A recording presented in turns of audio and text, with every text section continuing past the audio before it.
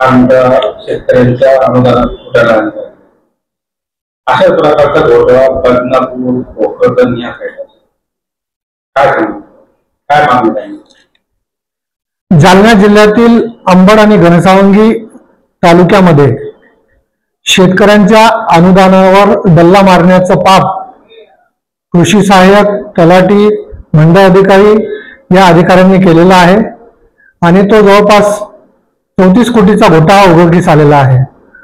आमची अशी मागणी आहे की याची व्याप्ती ही फक्त अंबड घनसावंगीपुरती मर्यादित नसून संपूर्ण जालना जिल्ह्यामध्ये, मग आमचा बदनापूर मतदारसंघ असेल, बदनापूर तालुका, भोकरदन तालुका, जालना तालुका, इतर तालुक्यांमध्ये सुद्धा शेतकऱ्यांच्या नावाने बोगस अनुदान लाटण्याचा प्रताप या अधिकाऱ्यांनी केलेला आहे.